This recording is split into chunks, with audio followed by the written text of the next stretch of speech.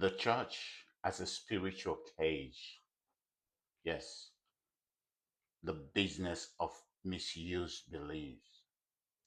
Let's have an uncomfortable conversation. What if I told you that the problem is not Christianity, but what some people have done in the name of the church and of Christianity? The exploitation of people's deepest faith.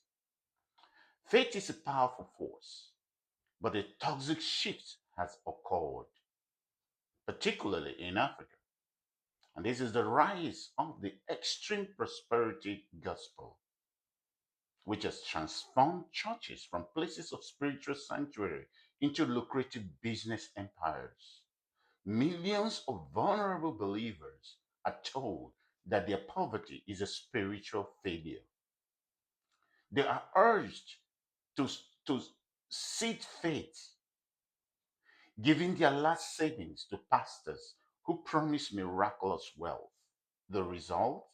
The congregation stays trapped in a spiritual cage, in poverty, while the pulpit amasses untold riches. This isn't just about money, it's about control. Divine power is weaponized. Critical thinking is branded as a lack of faith or demonic rebellion. When people are taught to wait exclusively for supernatural intervention to solve systemic issues, civil action dies. I say it again, civil action dies.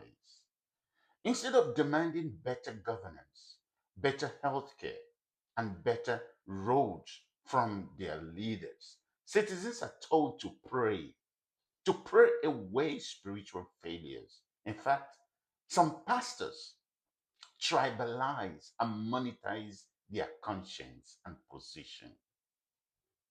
Don't get me wrong.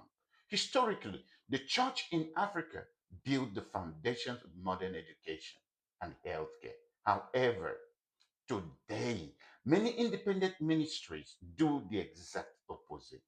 They drain local economies. Capital that should be invested in small businesses.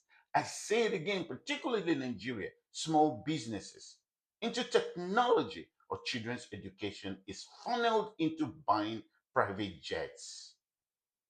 Private jets that not even the Pope, the richest church in the world, has.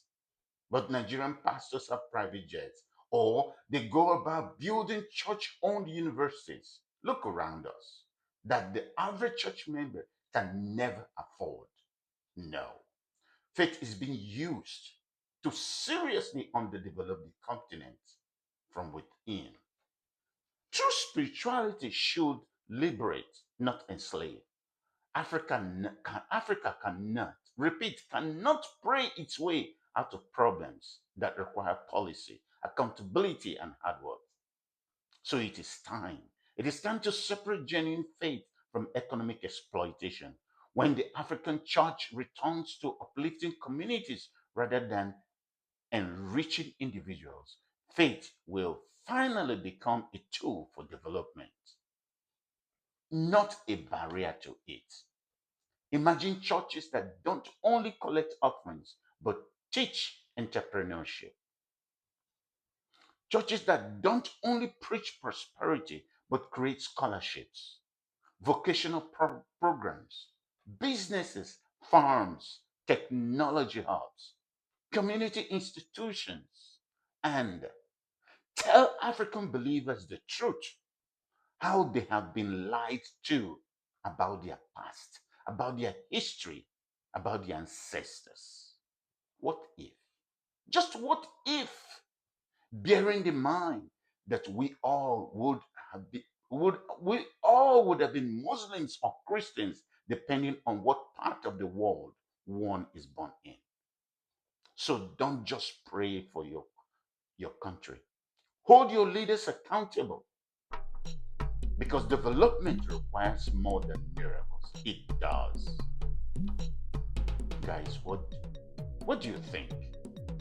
How has the church helped or failed you? Comment, so that others can learn and grow and become better.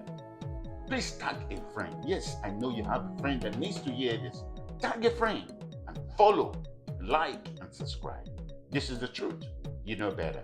Tell others and do the right thing. Emeka is my name.